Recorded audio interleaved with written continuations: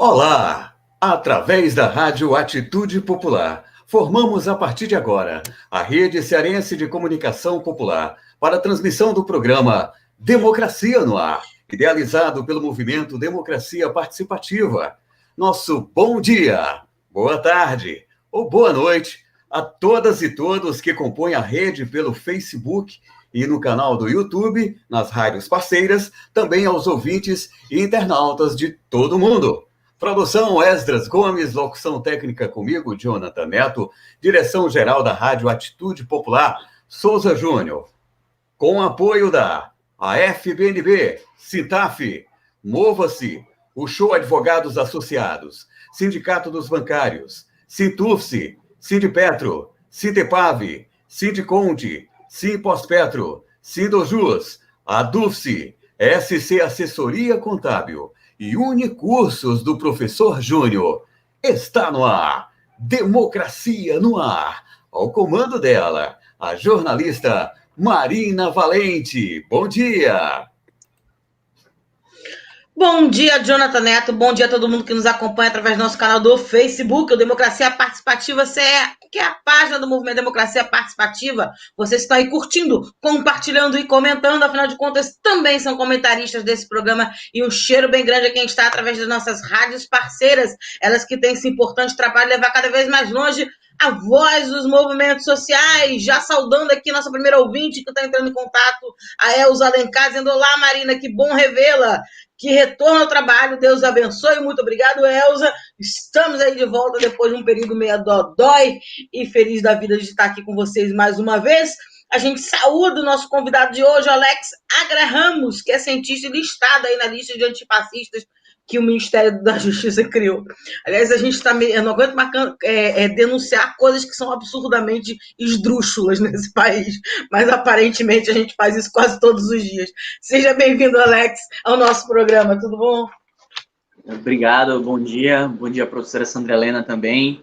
Bom dia. É um prazer enorme para mim estar aqui na rádio, até porque na condição de figura que foi criada dentro do coletivo de policiais antifascismo, eu acabo não me enquadrando muito no mesmo esquema dos outros três que foram citados, né? O Luiz Eduardo, o Ricardo, que foi secretário nacional, que é um grande amigo meu, é quem vai prefaciar meu livro, vai ser lançado esse mês, e o Paulo Sérgio Pinheiro. Ao contrário dos três, eu nunca ocupei cargo público. Inclusive, eu fui gentilmente esquecido na requisição do PSOL e na citação da Anistia Internacional. Eles só falam do Luiz, do Paulo, do Ricardo. Então, para mim é um prazer enorme estar aqui para poder discutir também o que aconteceu. Ok, já conversa já, mas vamos saudar segunda-feira, dia de comentários dela, a força feminina do nosso programa, a professora Sandra Helena, seja bem-vinda. Salve, salve, bom dia a todas, bom dia a todos. E nesse ambiente de perseguição antifascistas, ainda mais vale a pena lembrar e não deixar esquecer de perguntar quem mandou matar Marielle. Bom dia.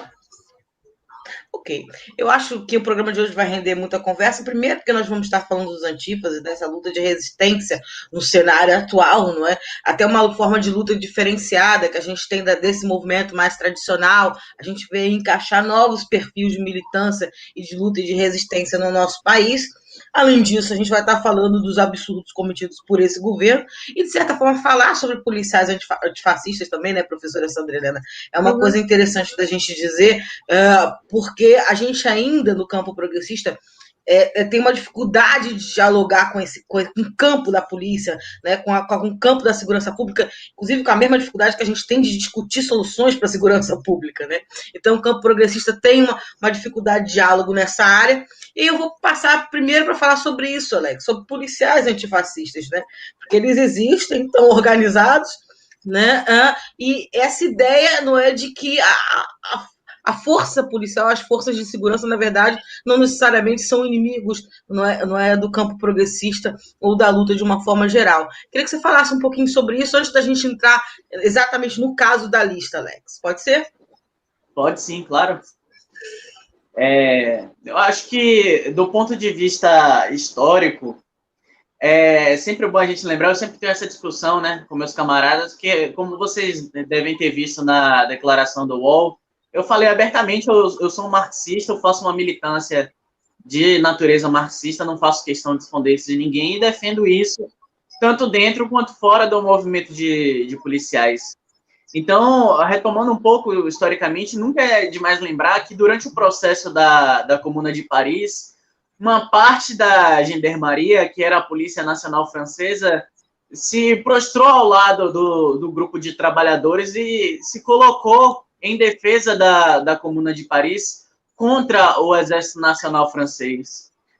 Acontece um procedimento muito semelhante durante o bonapartismo, durante o 18 de Brumário de Luiz Bonaparte, né, em que há um confronto entre a gendarmeria e o grupo do exército francês.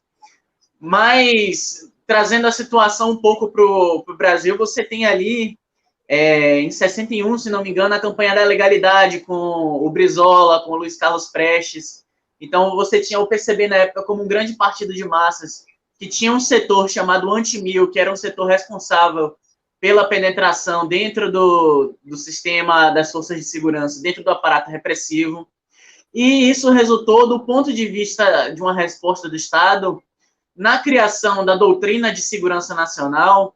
A doutrina separava o público interno do público externo. E o público interno da doutrina de segurança nacional era precisamente aqueles grupos que estavam dentro do aparato repressivo e que representavam algum tipo de ameaça ao projeto dos militares. Então, foram mais de 5 mil militares assassinados, vários exilados, vários perderam a patente, vários foram presos. Então, do ponto de vista histórico, nós temos já uma tradição, do ponto de vista à esquerda, de penetração e tensão dentro das Forças Armadas, né? E dentro das instituições policiais. Agora, o curioso, a particularidade que eu acho do movimento de policiais antifascismo é que é um movimento que ele se cria sem a atenção dos grupos de esquerda internamente. O que eu quero dizer com isso? Não foi nenhum partido ou nenhuma organização que entrou entre os policiais e disse, vamos criar um movimento de policiais antifascismo.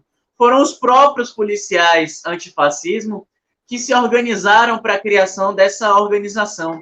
Muito disso começou aqui na Bahia, com o coletivo Sankofa, um coletivo de policiais civis organizado ali pelo Kleber, Denilson, Luiz Augusto, um conjunto de policiais civis que começaram fazendo bons debates, grandes debates.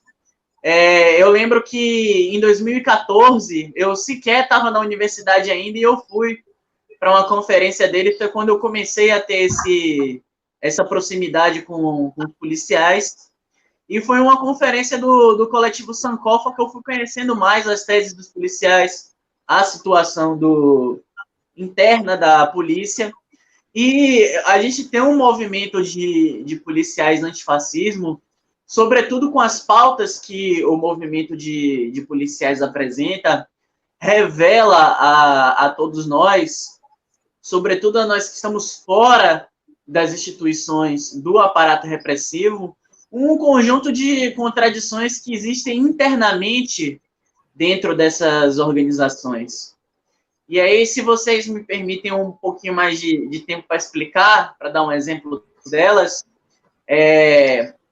o policial, quando ele está durante o processo de formação dele, que eu qualifico como um processo de ajustamento burocrático, é precisamente um processo de formação que visa desvincular o policial da condição de ser humano para uma condição de mero representante do aparato repressivo estatal, de forma que os elementos mais humanos do policial são deixados de lado durante esse processo de formação. Então, o processo de formação dos policiais se caracteriza, sobretudo, por um processo de desumanização desses policiais e um processo que acaba colocando eles dentro dessa lógica de formação numa posição supostamente acima do Estado, acima da sociedade civil, numa posição em que, na condição de representante do aparato repressivo, o policial perde a sua condição de humanidade.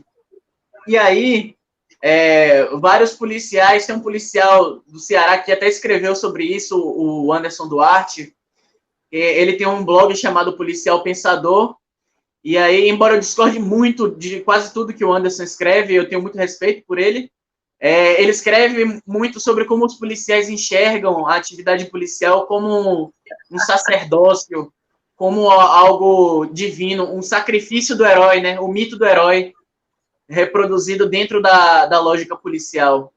E aí, qual é o problema dessa perspectiva? É que o policial, durante todo o processo de formação dele, ele é colocado nessa condição divina, nessa condição de figura acima da sociedade civil, nessa condição de mero representante, mera parte do Estado, e, no entanto, no cotidiano dele, ele é obrigado a lidar com contradições que são contradições imanentes da sociedade civil. Um claro exemplo disso é que grande parte dos policiais militares, às vezes eles vão realizar uma operação policial em uma periferia, na condição de policiais, na condição de figura acima da sociedade civil, e depois, quando acaba o seu turno, quando ele já não se coloca mais, ou pelo menos não se enxerga mais na condição de policial, porque uma das condições do ajustamento burocrático desse processo de formação é que o policial ele tem toda a sua mentalidade afetada por esse processo de formação, e isso é até reconhecido juridicamente quando você reconhece juridicamente que um policial, quando ocorre um crime, e um policial, mesmo quando ele não está durante a atividade policial em si, ou seja, durante o turno dele, se ele não agir, ele comete prevaricação. Quando você reconhece isso, você está reconhecendo que o policial, mesmo quando ele não está na condição atuante de policial, ele está ali enquanto policial. Isso tem um impacto muito grande para ele, porque às vezes ele acaba essa operação e ele volta e ele mora no mesmo lugar que aquela operação foi realizada. Um outro exemplo recente, quer dizer, não tão recente, porque aconteceu em 2009, mas um exemplo que para mim foi muito paradigmático, e foi um exemplo em que eu resolvi começar a enxergar com olhos diferentes a situação dos policiais. Em 2009, a Corregedoria da Polícia Civil de São Paulo montou uma operação acreditando que uma escrivã de Polícia Civil estava relacionada com um esquema de corrupção ali na região da delegacia. Aí eles eles colocam um envelope em cima da mesa dela com dinheiro, ela pega esse envelope com o dinheiro, tira o dinheiro e vai entregar ao delegado titular da delegacia. Quando ela vai entregar o dinheiro ao titular da delegacia, um conjunto tático da corregedoria entra para efetivar a prisão dela. Ela, assustada, coloca o dinheiro dentro das calças. E aí, o que o delegado corregedor faz, na presença de outros 4 delegados e de 2 policiais femininas? Arranca as calças dela, arranca a calcinha dela na frente de todo mundo presente, grava isso, retira o dinheiro que estava dentro das calças dela, vaza na internet a gravação, constrangendo aquela policial. Então aí a gente tem um exemplo claro, além de todos os abusos, de como o policial, apesar dele ser colocado nessa condição do herói, nessa condição divina, essa condição do sacerdócio, no seu processo de formação, no cotidiano, ele é obrigado a lidar com contradições da sociedade civil, como essa policial foi obrigada a lidar de maneira perversa com o machismo, como os policiais são obrigados a lidar cotidianamente com contradições até dentro da própria instituição, em que você tem delegados e oficiais que ganham muito mais do que as classes mais baixas, os praças, os escrivãs, os papiloscopistas e os agentes, a depender se você está falando da polícia civil ou militar. E quando eles reconhecem essas contradições, quando eles reconhecem a contradição do racismo que existe, das questões de classe, das questões de gênero, quando eles reconhecem todas essas contradições, eles se veem escapando, eles veem essa contradição entre eles serem, de fato, seres humanos e serem obrigados a lidar com contradições na sociedade civil e aquilo que lhes é ensinado no processo de formação, de que eles são uma figura divina, uma figura heróica. E esse processo de criação do mito do herói em torno do policial, ele é negativo para o próprio policial. E o próprio Estado coloca isso porque o Estado vai dizer o seguinte, olha, a morte faz parte da profissão e do cotidiano da atividade policial. Então, o policial, quando morre, é o herói fazendo o sacrifício. Não é o sujeito lidando com uma contradição criada pela própria sociedade civil, que é a criminalidade, e sendo vítima dessa contradição. Não, o que está acontecendo ali é o sacrifício do herói. E aí você tem um conjunto de situações, como foi, por exemplo, em 2014, a Polícia Federal do Brasil atingindo o recorde de suicídios, quase um suicídio por mês, que é um recorde de suicídio entre policiais federais a nível mundial. Você tem um reflexo muito grave disso nas polícias estaduais, também nas guardas municipais, que é importante mencionar, embora não sejam polícias, realizam também um procedimento do aparato repressivo. A Polícia Militar aqui de Salvador, por exemplo, é extremamente militarizada, e essa é uma tendência desde 88, desde a criação, na verdade, das guardas civis municipais, essa é uma tendência. E aí, quando você tem todo esse processo, o suicídio pelas condições de vida dos policiais, pelas coisas que eles são obrigados a enfrentar dentro e fora da instituição, as desigualdades salariais, o racismo que eles enfrentam internamente na instituição, o machismo, a LGBTfobia, como é o caso do policial rodoviário federal, que é um dos representantes do Policiais Antifascistas de Goiânia, Fabrício Rosa, que recebeu uma punição por, em tese, algo como manchar o nome da instituição por ser um policial assumidamente homossexual. Então, quando eles lidam com essas contradições do mundo real, da sociedade civil, eles são obrigados a se confrontar com aquilo que eles têm no processo de formação, que é esse mito do herói, essa visão de divindade, e quando eles se chocam com essas contradições, é que surge um coletivo como o Coletivo de Policiais Antifascismo, para dizer o seguinte, olha, o Coletivo de Policiais Antifascismo mostra efetivamente que todo esse processo de ajustamento burocrático, todo esse processo de formação dos policiais, que são formados na base de uma doutrina de segurança nacional, aquela mesma doutrina que orientava as instituições do aparato repressivo durante o período bonapartista, durante o período do estado de contra-insurgência, o período da ditadura militar, dizendo em outros termos.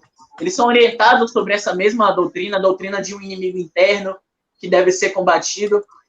Quando os policiais se colocam, quando surge um movimento como o Coletivo de Policiais Antifascismo, o movimento dessa natureza está evidenciando, está externalizando, do ponto de vista de um movimento político, uma contradição que existe do ponto de vista humano, que é essa contradição entre o herói, que a instituição diz existir e quer fazer com que o policial acredite, e muitos efetivamente acreditam, e o sujeito real, que existe no plano real, que nada mais é do que um sujeito como qualquer outro dentro da sociedade civil. Então, o policial, quando surge o movimento de policiais antifascismo, ele mostra que ele não é herói, ele não é uma mera matrícula ali no sistema estatal. Ser policial não é um sacerdócio, ser policial não é uma coisa ao contrário. Eu costumo dizer sempre, e muito lastreado nos meus colegas policiais, é completamente contraditório, e o movimento bolsonarista talvez nunca entenda isso, porque não conhece efetivamente a situação dos policiais. É muito contraditório você defender a polícia e defender os policiais. Ou você defende os policiais, ou você defende a polícia. Porque você defender a polícia, você defender esse processo de ajustamento burocrático, defender o mito do herói, é você defender aquelas figuras que estão no topo das instituições policiais, que estão defendendo um conjunto de interesses privados, como é o caso dos delegados e dos oficiais, um conjunto de policiais que, quando ocorre alguma situação de violência policial, a primeira coisa que a instituição policial faz, e aqui é preciso entender muito bem isso aqui, quando a instituição policial pune um policial que estava ali numa operação, para a gente, às vezes, aparece como uma espécie de accountability, de prestação de contas da polícia. Mas o que acontece não é isso. Quando a polícia pune o policial que está num processo operacional, ela, na verdade, ela está, por meio da punição, se eximindo de responsabilidade, colocando sob a individualidade do policial a responsabilidade sobre a letalidade policial ou sobre a violência policial, dizendo o seguinte, não, esse policial é uma figura violenta, esse policial é, entre aspas, a banda podre da polícia, esse policial é uma exceção, sem identificar que a natureza da violência que faz com que exista tanto a letalidade policial como a violência policial não letal está localizada nesse processo de formação sobre o qual a instituição é plenamente responsável. Então, esse processo de punição dos policiais joga nas costas da individualidade do policial a responsabilidade sobre a violência e não reconhece o papel institucional dessa mesma violência. Então, quando surge o movimento de policiais antifascismo, o movimento, ao externar suas pautas, ainda que de maneira reformista, ainda que buscando a reforma da segurança pública, indiretamente ele questiona toda a estrutura de segurança pública. Ok, Alex. A gente tem comentários da Reni Bastos, dando bom dia para a gente em Salvador, Bahia, dando bom programa também. Lembrando a quem está nos acompanhando que a CEOP, que é a Secretaria de Operações Integradas, abriu aí investigações com 596 pessoas, sendo que 4 são acadêmicos, considerados formadores de opinião do movimento aí policiais antifascistas, dentre ele nosso convidado de hoje, o Alex Agra, que está aqui conversando com a gente, primeiro, antes da gente falar sobre essa questão das investigações, sobre as características dos policiais antifascistas, para que a gente possa conhecer um pouco essa tomada de consciência de classe, como o Alex narrou aqui, porque, na verdade, tudo que ele estruturou até agora foi uma realidade de tomada de consciência de classe, de compreender o policial como um trabalhador e como alguém fruto das mesmas opressões sociais que a classe trabalhadora assume. Bom, falando desse assunto, é claro que eu não posso deixar de passar, antes da gente voltar para a pauta principal, passar um pouquinho a palavra para a professora Sandra Helena, ela que sempre discute muito bem segurança pública e tem toda essa preocupação, não é, de discutir essa questão. Tá com a gente, professora Sandra Helena? Estava travando um pouquinho? Estou. A minha rede está bem instável, saí para colocar o cabo de rede, mas aí deu uma melhorada. Bom, Alex, aí eu estava adorando a fala do Alex, porque estava me fazendo lembrar, Alex, de um passado.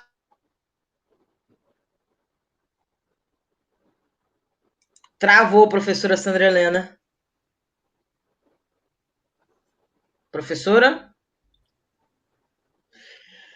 Bom, enquanto ela tenta retomar, Alex, vamos falar um pouquinho sobre essa questão, não é? De estar sendo listada aí pela CEOP, enquanto ela não retorna a conversar com a gente. Como é que você recebeu a notícia? A rede caiu, pronto, né? Voltou. Tá bem? Tá tranquilo? Professora? Oi? Oi, pode continuar, porque travou tudo, a gente perdeu a fala. Travou e o sinalzinho aqui está dizendo, mas eu vou tentar falar enquanto vocês estão me ouvindo. Gente, por gentileza, aqui Jonathan, Sandra, professora, por gentileza, eu pediria que fizéssemos uma reconexão, pode ser? Você tenta sair da sala e em seguida reconecta para a gente ver se melhora. Tá bom. Até que Obrigado. ele... Tá bom. Obrigado. O SOS de Jonathan. Mas eu quero avisar que é a instabilidade mesmo, viu? Bom, enquanto isso, vocês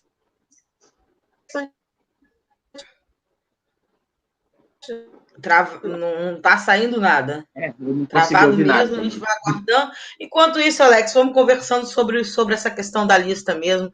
Conta como é que foi isso aí, como é que você foi parar nessa lista absurda. Então, eu recebi a notícia por meio do Rubens Valente, o repórter do UOL, né? E logo quando eu recebi a notícia, ele tinha entrado em contato comigo dizendo que era para dar uma entrevista sobre movimentos antifascistas. E aí eu fui eu atendi a ligação dele, acreditando que era só para fazer um comentário sobre movimentos. Acreditaria que teria alguma relação com o coletivo de policiais, mas aí ele me contou da lista, me falou que tinha um manual de terrorismo vinculado à lista, me falou também que tinha um manual antifascista de um autor gringo lá, que passa longe de qualquer coisa que o coletivo de policiais defende.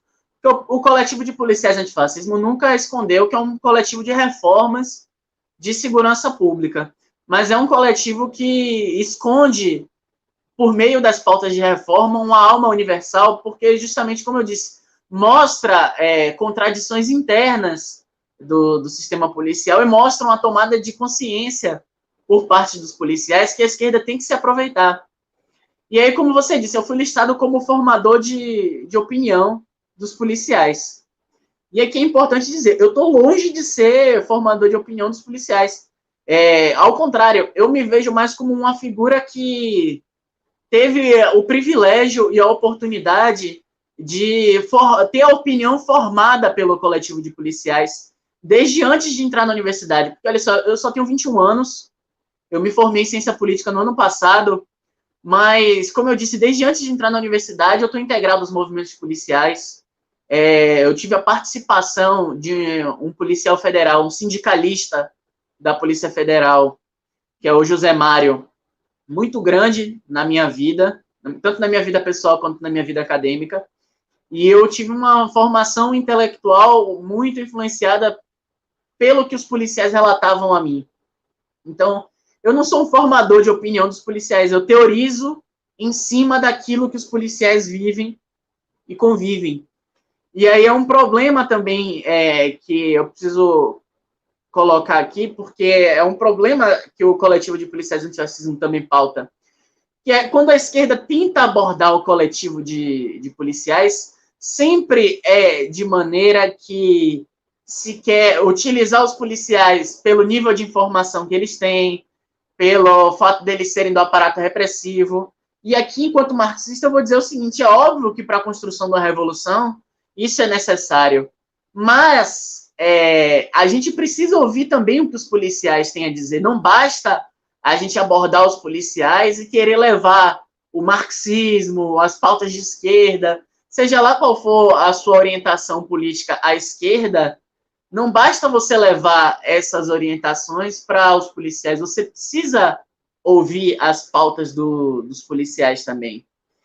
E aí, foi me perguntado outro dia sobre esse tema do monitoramento, como é que eu via a contradição entre o fato do governo Bolsonaro ser um governo tão próximo das milícias e, ao mesmo tempo, ser um governo que está buscando a repressão de um coletivo de policiais, como é o coletivo de policiais antifascismo, vinculando esse coletivo a uma suposta ação terrorista por meio desse manual, que para qualquer analista, até não precisa ser nenhum gênio, não precisa ser nenhum universitário, não precisa ser nenhum acadêmico para você entender, ler as reformas, ou ler as pautas de reforma do coletivo de policiais, ver a pauta, a ideia de um manual antiterrorismo, e você vê que são coisas completamente contraditórias. Quer dizer, como é que um movimento que tem um caráter absolutamente reformista, que está buscando as lutas dentro do aparato institucional, por meio de projeto de lei, como é a PEC 51, por meio de articulações, por meio do debate, sejam seminários, os congressos, como é que um movimento dessa natureza é um movimento que tem esse caráter terrorista? Então, essa vinculação com o objetivo claro de criminalizar, sob o ponto de vista da lei antiterrorismo, os policiais, essa vinculação e essa contradição que existe entre um governo que apoia as milícias e um governo que, ao mesmo tempo, reprime um coletivo de policiais que nada mais, nada menos busca a melhora dessas instituições, a melhora de suas próprias condições de vida, por meio de uma reforma geral do sistema de segurança pública. E aí eu acho interessante isso, porque os policiais, eu não vou entrar no mérito se eu acredito ou não na efetividade dessas reformas num sistema político como o sistema político brasileiro. Mas os policiais, ao pautarem essas reformas, se efetivadas essas reformas, o tipo de reforma que eles estão buscando é uma reforma que mudaria o sistema de segurança pública de tal maneira que mudaria não só as condições de vida dos policiais, mas mudaria o próprio caráter da instituição policial e mudaria, inclusive, a própria forma da instituição policial lidar com as pessoas. Iria melhorar o processo de investigação, iria melhorar a relação dos policiais com a condição dos trabalhadores. Mas aí entra numa questão fundamental. Já que vocês me deram tempo, eu vou falar, porque eu gosto de falar. Então, se eu acabar estendendo no tempo, é só vocês cortarem, não tem problema nenhum, porque eu sou muito tagarela. Só dizer que o Silvio Print está dando bom dia, Marina, e bom dia, Elis, e bom dia ao Democracia Participativa, e bom dia a todos. E ele fala com a gente do Rio Grande do Sul. Mas pode seguir, Alex, a gente está aqui ouvindo e aprendendo com você. Então, o que acontece? Quando o governo ele dá uma certa legitimidade para as milícias, como fez até um tempo atrás, abertamente, buscando atuar contra projetos de repressão a milícias. Quando disse Bolsonaro publicamente, eu não lembro exatamente o teor da declaração, mas ele fez uma declaração pública praticamente dizendo que as milícias tinham que existir porque a legislação limita a atuação do policial, enfim. Quando um governo expõe uma contradição dessa natureza de apoiar as milícias e, ao mesmo tempo, reprimir o coletivo de policiais antifascismo, o que o governo está fazendo nada mais é do que revelar a essência da segurança pública. E aí eu preciso fazer um pequeno apanhado histórico para a gente entender o que eu quero dizer com a essência da segurança pública. Veja só, segurança pública, do ponto de vista geral do capitalismo, não existe, de forma nenhuma. Porque a segurança pública, ela pressupõe uma comunidade política ilusória, e isso não sou eu, isso é Marx. Pressupõe uma comunidade política ilusória, que é a comunidade da cidadania, da realização da cidadania.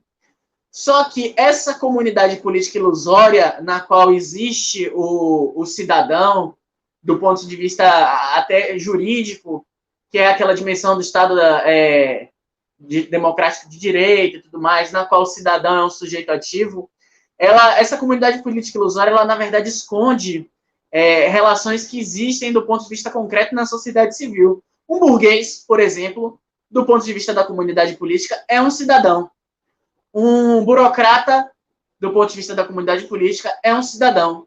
Um trabalhador, do ponto de vista da comunidade política, é um cidadão. São todos, do ponto de vista da comunidade política, cidadãos. No entanto, como Marx revela, a comunidade da qual o trabalhador está isolado é uma comunidade de maneira muito mais aprofundada do que a comunidade política. É a comunidade humana. Por isso que a pauta do marxismo é a pauta da emancipação humana e não da emancipação política que vem com a revolução política. E aí, sobre esse tema da revolução política, o que o Marx está falando da revolução política?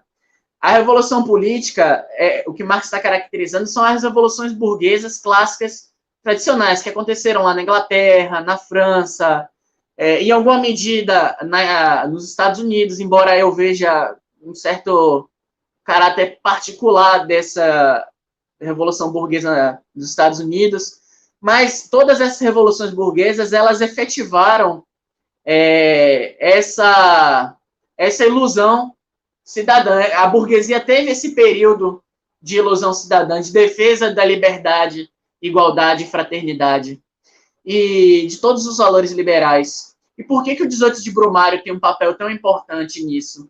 Porque em 1848, e veja como todo o processo histórico, o caso brasileiro e a situação dos policiais se articulam em uma dinâmica teórica.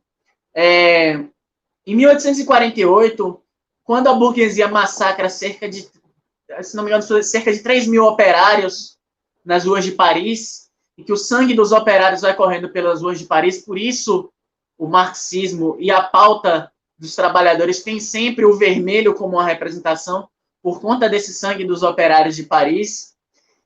A burguesia expõe, naquele momento, a contradição fundamental dessa noção de cidadania. Ela mostra que por trás da noção de cidadão e por trás da comunidade política, por trás de uma visão de um Estado neutro, o que existe são interesses de classes sociais. Então, a burguesia, naquele momento, ela mostra que ela não estava junto com a classe trabalhadora contra a aristocracia.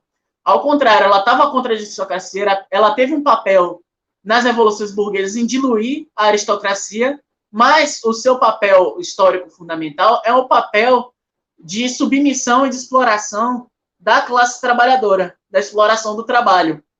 E aí, onde é que entra a questão da segurança pública?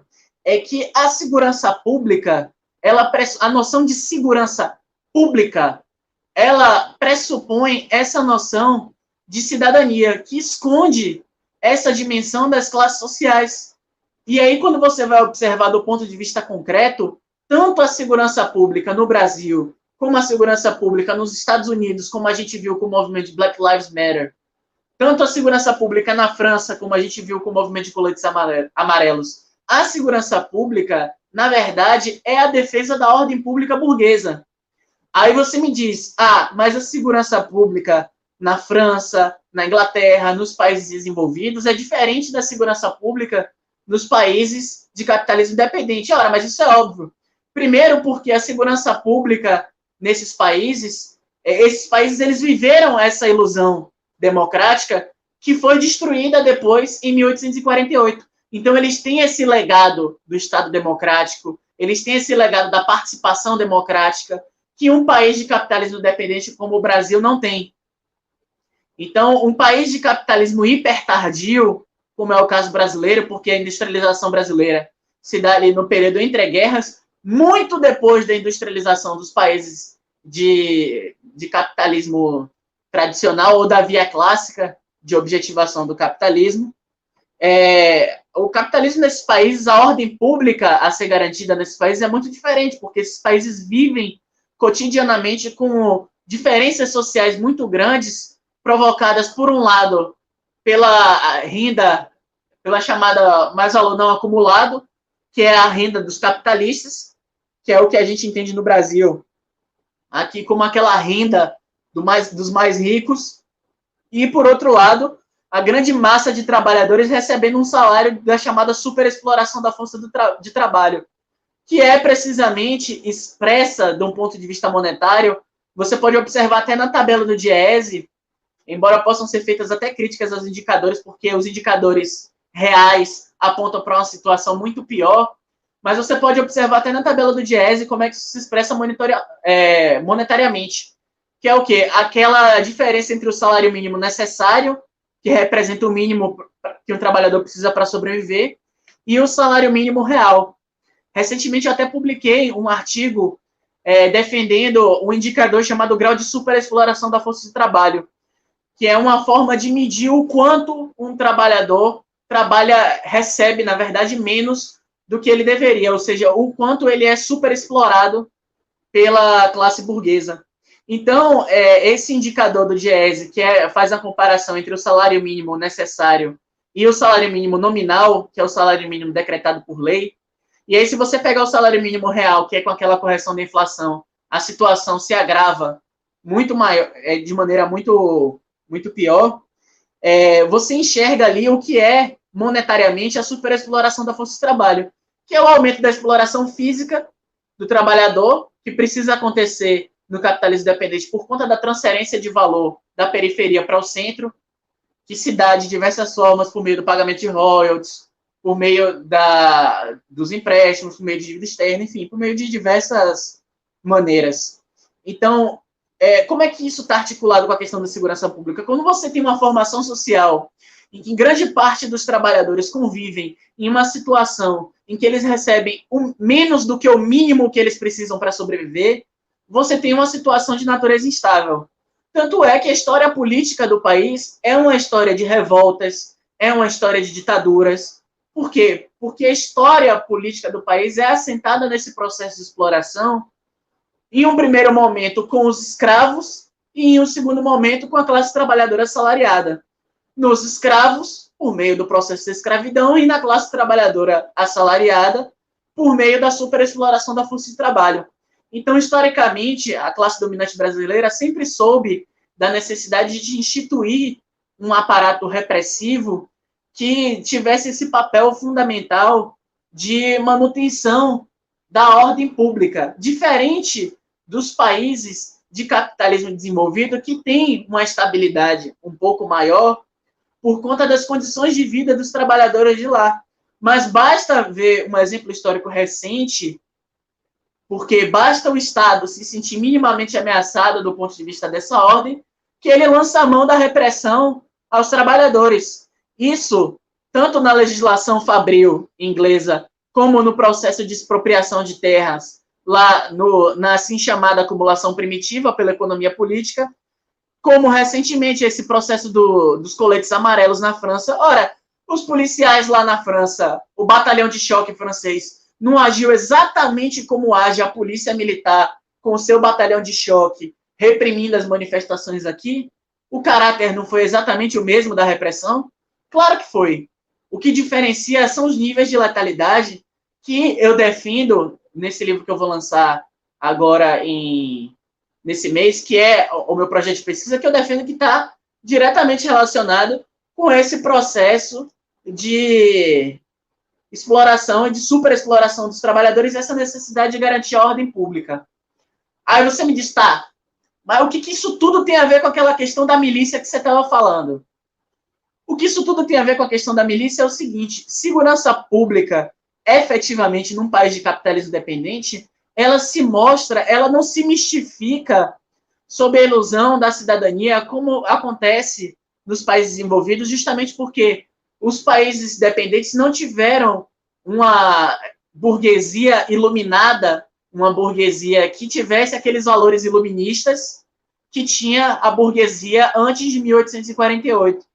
Ou seja, os países de capitalismo dependente, como é o caso do Brasil e de todos os países latino-americanos, eles convivem, eles surgiram como um capitalismo hipertardio, pós-1848, com uma burguesia já anti-iluminista, uma burguesia já que não defende esses valores da cidadania, da liberdade, da igualdade. Um exemplo clássico disso é lá a questão do exclusivo colonial, em que a burguesia brasileira, a independência brasileira vai nascer durante esse procedimento do exclusivo colonial, de maneira do seguinte: ora, a classe dominante brasileira entende, você tem um mercado externo pressionando ali fortemente, como era o caso do mercado inglês, pressionando fortemente para você abrir a economia brasileira para a exportação de matérias-primas e alimentos. E o Brasil tinha aquele pacto, que era exclusivo colonial, um pacto colonial, que ele só poderia exportar para Portugal. Então, a classe dominante brasileira vai fazer o quê? Vai defender. E isso você vê em autores antigos do pensamento político brasileiro. Eles vão defender a liberdade de comércio com a Inglaterra, mas eles não vão defender a liberdade do ponto de vista dos indivíduos, porque isso significaria para eles ter que abolir a escravidão e ter que abolir, portanto, sua principal fonte de renda. Então, a independência brasileira, ela nasce com os valores liberais, já com esse liberalismo sui generis, que defende o livre mercado, mas defende, ao mesmo tempo, a escravidão. Essa amálgama que alguns chamam de liberalismo conservador, que é uma contradição em termos, nada mais é do que a revelação do próprio caráter dessa burguesia brasileira, que, justamente por esse caráter autocrático dela, de fazer sempre as transformações mediadas, nunca permitir a participação da classe trabalhadora, justamente por isso o processo de transição para a democracia, que eu classifico como democracia restringida, no Brasil foi um processo muito mediado. Vou dar 2 exemplos concretos, com fontes. Em 73, Samuel Huntington, cientista político norte-americano, que foi assessor de um conjunto de membros do Departamento de Estado norte-americano, ele escreve um telegrama a pedido de Leitão de Abreu, que era ministro da Casa Civil de Médici, com o título Abordagens da Descompressão Política. Ou seja, você tinha um representante do Departamento de Estado norte-americano escrevendo um telegrama para o ministro da Casa Civil, descrevendo exatamente como deveria ser o processo de transição política. Qual é o diagnóstico de Samuel Huntington? O Brasil e as Américas Latinas tiveram que implantar ditaduras porque eles eram excessivamente participativos. Excessivamente participativos. Essa era a visão norte-americana sobre a América Latina. E ele vai dizer o seguinte, olha, o processo de transição, ele tem que ser um processo de transição controlado, um processo de transição mediada. É desse telegrama de Samuel Huntington que vem aquela visão de Geisel, ou Figueiredo, não vou lembrar agora, da transição lenta, gradual e segura. Quem tem essa noção de transição lenta, gradual e segura é o Huntington. Quem defende a ideia de você criar uma comissão eleitoral, óbvio que ele não fala nesses termos, mas ele fala em uma transição na escolha de uma sucessão presidencial que tem que ser controlada, daí veio o colégio eleitoral. Ele fala de você controlar o aparelho da oposição, daí vem a ideia dos senadores biônicos, daí vem aquela dimensão na qual um general, eu não vou lembrar o nome dele agora, é um coronel, perdão, o coronel do Exército ameaçou que se não fosse incluído no artigo 142 o Exército como garantidor da lei e da ordem, que é um dispositivo que os militares sempre ameaçam acionar quando ameaçam dar o golpe. Ele ameaçou zerar o processo constitucional se esse dispositivo não fosse incluso.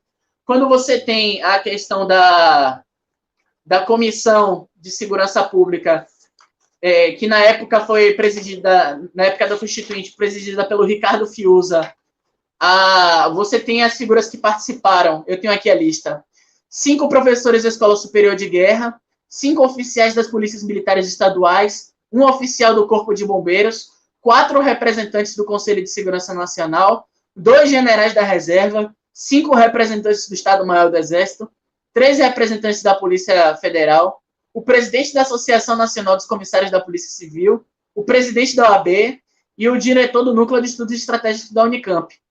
De todos esses membros da Comissão de Segurança que fizeram parte da Constituinte, somente 3 propuseram alteração na estrutura do sistema de segurança pública. Todos os outros, que você vê, não é uma lista muito mista em relação aos militares e ao corpo do aparato repressivo, todos os outros defenderam a manutenção do sistema de segurança pública, de maneira que a segurança pública basicamente é a mesma, tanto do ponto de vista da doutrina de segurança nacional, ou seja, do ponto de vista da formação dos policiais, como do ponto de vista até da própria legislação.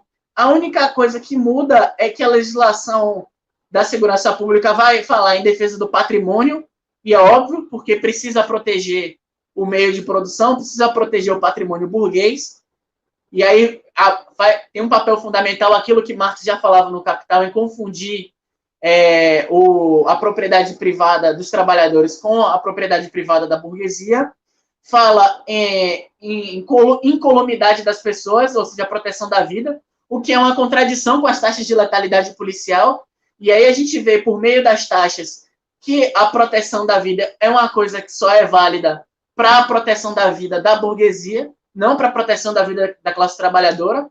Por quê? Porque prevê também a preservação da ordem pública. E a preservação da ordem pública no capitalismo dependente entra em contradição direta com a preservação da vida da classe trabalhadora. E aí o que acontece? Como é que isso tudo está relacionado com as milícias? Se num país de capitalismo dependente fazer segurança pública significa efetivamente você lançar mão do aparato repressivo estatal para você ter a manutenção dessas altas taxas de letalidade policial, se fazer segurança pública aqui significa você ter esse aparato repressivo como um aparato criado para restringir a democracia, por isso que eu chamo o aparato repressivo, a arquitetura institucional da segurança, de dispositivo autocrático de segurança. Por quê? Porque o Samuel Huntington, nesse documento lá de 73, ele vai dizer o seguinte, olha, nesse processo de transição, vocês precisam criar um aparato dentro do Estado que vai restringir a participação democrática, que vai impedir que haja uma participação democrática como houve lá no movimento de massas em 64, lá com João Goulart, o movimento pelas reformas de base. Vocês precisam impedir que isso aconteça novamente. E vocês precisam criar um dispositivo nesse sentido. Na época, se teorizava até a restauração do poder moderador na condição do exército enquanto poder moderador. Isso não avançou. O que foi que avançou? Você manter a estrutura do estado de contra-insurgência, ou seja, você manter a estrutura do aparato repressivo da ditadura na chamada democracia, no chamado Estado Democrático de Direito. E aí, qual vai ser o papel dessa instituição, desses grupos, do aparato institucional? Restringir a participação democrática o máximo que for possível, por meio da violência policial, por meio da manutenção de altas taxas de letalidade, por meio de uma forma jurídica,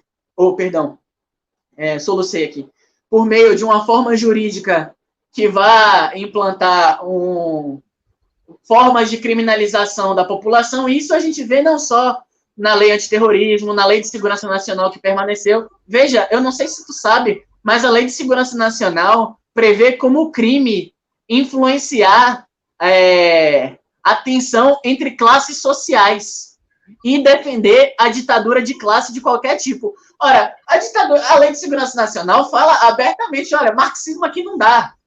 É proibido. Se você falar em luta de classe aqui, você é enquadrado na lei de segurança nacional.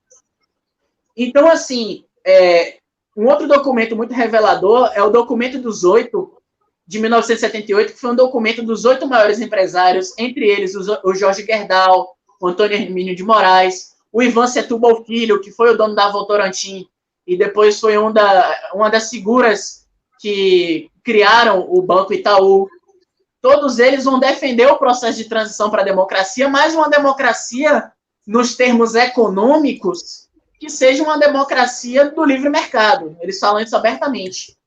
E aí, quando você tem esse dispositivo autocrático de segurança com esse papel de reprimir a classe trabalhadora, de fazer a manutenção da ordem pública de maneira diferente da ordem pública dos países envolvidos, justamente por conta do nível de exploração dos trabalhadores, aí entra a questão das milícias. As milícias, elas têm uma liberdade, como o próprio Bolsonaro disse, elas têm uma liberdade de atuação para realizar tudo aquilo que a polícia já faz, sem o controle e sem a participação institucional, sem a tutela oficial institucional. Ô, Alex, deixa eu lhe interromper, porque na verdade a gente já está nos minutos finais do programa, mas a gente conseguiu pelo menos um pouquinho da professora Sandra de volta.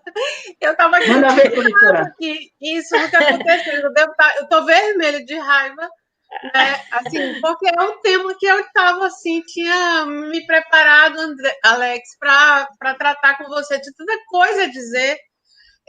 Diz perguntas a fazer e infelizmente aconteceu isso. Eu estou sendo perseguida pelos deuses da internet, é isso. Mas assim, eu vou assistir o programa, né? Eu vou assistir como foi que vocês continuaram aí a discussão. Eu ia remontar lá de 2009 da Conferência Nacional de Segurança Pública sobre todo o projeto que aconteceu àquela altura, né? A reforma das polícias, do movimento dos policiais cearenses, que entrou nessa perspectiva democratizante, né, da segurança pública, e que algumas daquelas lideranças hoje são bolsonaristas convictos, ferrenhos, doentes. Eu, inclusive, conheço o Anderson, citado por você na sua primeira fala, lá do policial pensador. Enfim, eu queria ter conversado, né, um pouco sobre esse processo histórico das polícias e como elas se tornaram um braço de força bastante decisivo para o bolsonarismo, de modo que se colocou essa perseguição, né, tão ostensiva. E agora pela manhã, antes de entrar no programa, vi matéria do ministro da Justiça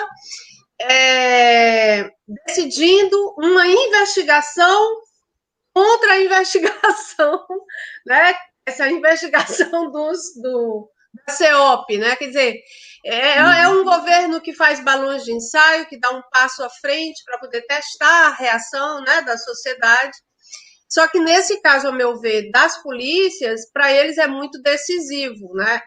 O bolsonarismo tem nessas polícias militares, um braço armado muito considerável e, portanto, ele não pode permitir, sobre nenhuma circunstância, sobre nenhum aspecto, que sopre algum vento crítico aí dentro, né? Como, de fato, quem acompanha, eu acompanho, faço parte do grupo no Facebook Policiais Antifascistas, ou conhece algumas dessas lideranças, desses meninos, desses rapazes das polícias, e desses 4, né, cavaleiros aí que foram, né, os formadores, os intelectuais que foram citados, o perigo, né, o benfazejo, o perigo que eles levam para dentro das hostes policiais, né, e creio que é no campo nosso, progressista, de esquerda, mesmo liberal, um grande cavalo de batalha, né? Uma grande batalha a ser travada com essas forças que, a meu ver, né, Alex, eu não acompanhei o programa, nem vi como foi levado o curso da discussão, nós teremos um trabalho muito, muito, muito gigantesco para fazer voltar pelo menos ao nível de 2009, como as coisas se encontravam.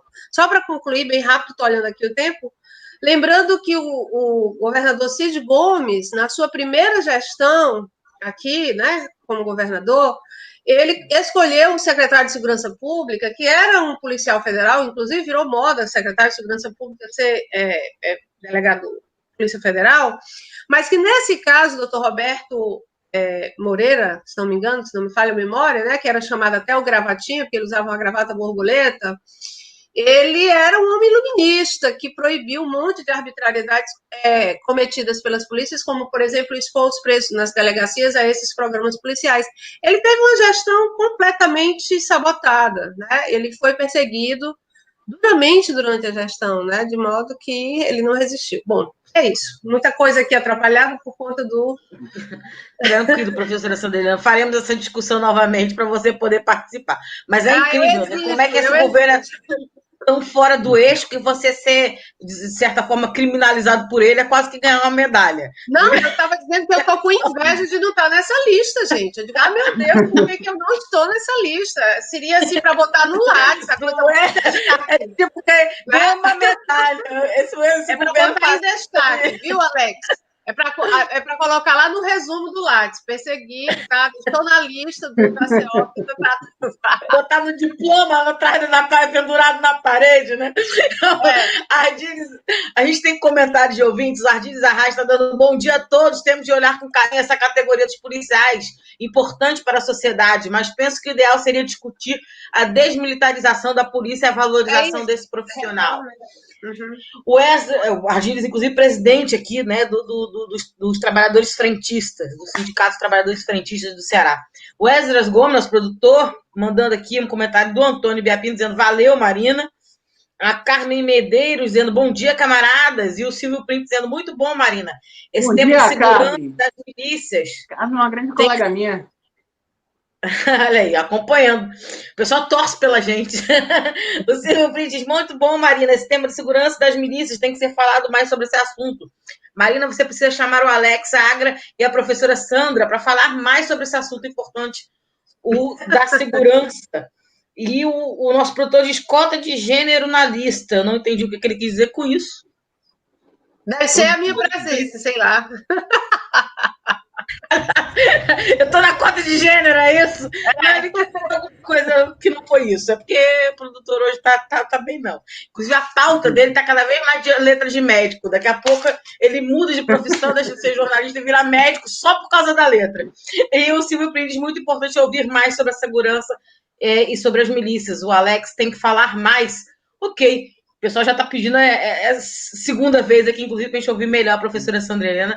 Aqui a gente já agradece a participação no programa. Quer acrescentar mais alguma coisa, professora Sandra Helena, de consideração final? Eu quero só que retorne essa pauta. Eu vou assistir, viu, Alex? Eu vou assistir. Eu creio que o que o Ardiles colocou aí no final, que inclusive a gente tem aqui no Ceará um comitê, né, formado já há bastante tempo, já desde 2013, Comitê pela Desmilitarização das Polícias. Esse tema tem que voltar. Eu sei que a gente vai levar muito tempo, Alex também sabe, né?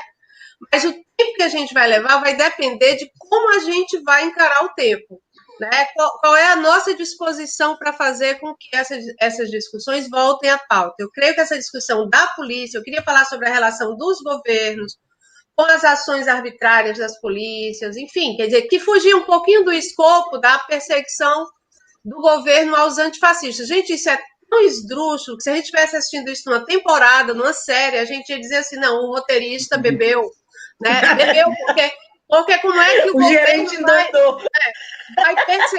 vai perseguir o antifascista, de modo que o ministro da Justiça estava um pouco constrangido na Globo News, né?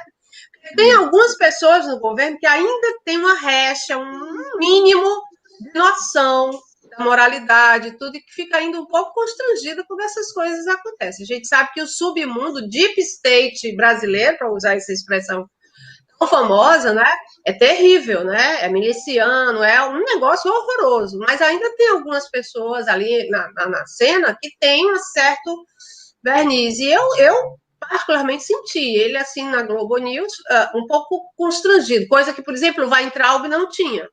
Entende? Quer dizer, estou falando nesse nível. Mas, enfim, Alex, boa sorte aí na luta, né? Quer dizer, eu acho que esse barulho social, político, a respeito disso, ainda um pouco, mas é um sinal de que nós não estamos inteiramente derrotados, né? Obrigado. Ok, obrigada, professora Sandra Helena, pelos seus comentários de hoje. Muito triste a gente ter perdido sua participação completa no programa por conta da questão da internet. A Elza Alencar diz um debate riquíssimo, parabéns, Alex. A Reni Bastos diz muito boa a pauta de hoje. A Maria Alba Machado dizendo, Alex deu uma aula, que lucidez, obrigada. O Ardiles Arraes dizendo, não sabia da existência desse comitê. O Silvio Print diz, a professora Sandra Helena precisa falar também. Mas aí não foi culpa do programa, foi a internet. São os deuses da internet. E o Silvio Print também diz Deep State Tupiniquim. É a nossa versão de Deep State. Ok. Eu posso fazer só um último comentário? Sim, eu queria pedir as suas considerações finais, justamente isso. Justamente na linha das minhas considerações finais, só para terminar aquela linha de raciocínio.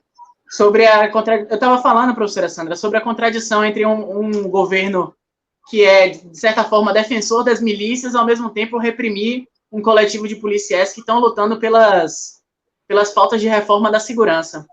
O que acontece?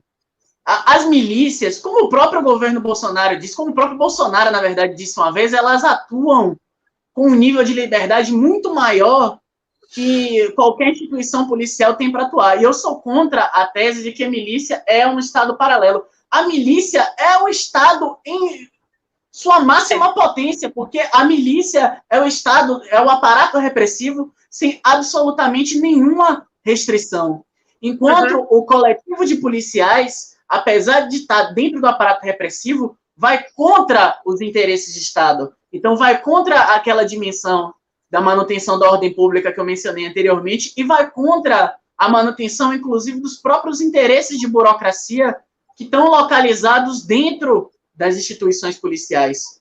De forma que a milícia, ela representa muito mais o que é segurança pública em um país de capitalismo dependente do que um coletivo de policiais antifascismo. Então, o governo, obviamente, por natureza, vai sair em defesa das milícias e contra um movimento de policiais. Não é contradição nenhuma, é coerência do governo. Exatamente. E eu gostaria de agradecer muito também o convite para estar aqui discutindo com vocês. Eu espero poder discutir com a professora Sandra também. Vai ter outra vez, vai ter volta. A gente vai ter várias oportunidades, a gente vai se encontrar ainda para discutir muita coisa. E agradeço demais o convite de vocês. Agradeço ao Esdras também por me contactar pelo Facebook, para me convidar. Agradeço ao pessoal que me entrevistou, que preparou tudo isso aqui, né? Porque eu sei que tem o pessoal da entrevista, tem todo o pessoal que prepara tudo, o Jonathan, se não me engano, não é isso? Que preparou também o material. Eu agradeço muito a todos vocês por terem me dado a oportunidade de fala, porque, como eu disse a vocês, como eu tenho 21 anos e não ocupo nenhum cargo público, eu fui esquecido no requerimento do pessoal, fui esquecido pela Anistia Internacional. Então, quando eu tenho a oportunidade de falar alguma coisa a respeito, eu sempre agradeço muito pela oportunidade de falar. Ok, a gente que agradece aí pela sua luta. E é o que a gente falou, na verdade, é uma perseguição que vira quase um prêmio, porque claro que ninguém quer ser perseguido, a gente quer viver num país democrático e livre, mas no caso, sendo esse governo que dá para até fazer camiseta, Bolsonaro não gosta de mim, né? E sair desfilando com ela, porque é uma honra, na verdade, encarar esse governo. Então, muito obrigada, Alex, pela sua luta, né? E pela o arcabouço teórico que você traz aqui para a gente, que foi bem bacana a gente poder ouvir, porque é algo que a gente precisa ouvir. Acho que o campo progressista precisa ouvir mais sobre isso, né? Sobre a questão da segurança pública, fazer uma discussão mais profunda sobre isso, e, inclusive, aprender a dialogar com setores da sociedade que ela tem dificuldade ainda de diálogo. Então, muito obrigada pela sua participação. A Maria Alba Machado diz: a milícia é covarde quando só reprime as comunidades, e o Silvio Aprendiz tem muita coisa para vocês falarem para nós. E a Maria Alba diz: força aí aos antifascistas. É claro, muito obrigada, então, mais uma vez, Alex Agra, pela sua luta e também pelos comentários aqui da nossa querida professora Sandra Helena. O programa fica por aqui. Estive de volta hoje, depois de uma temporada dodói. A gente se vê de novo amanhã, a partir de 10 horas da manhã, com mais um Democracia no Ar em quarentena. Obrigada pela participação de todo mundo através da nossa página do Facebook, a Democracia Participativa CE, que é a página do Movimento Democracia Participativa. Todo mundo que esteve curtindo, compartilhando e comentando, afinal de contas, vocês também são comentaristas desse programa. E um cheiro bem grande a quem esteve através das nossas rádios parceiras, elas que têm esse importante trabalho de levar cada vez mais longe a voz dos movimentos sociais. Vou ficando por aqui. Até amanhã. Até amanhã. Obrigado. Logo.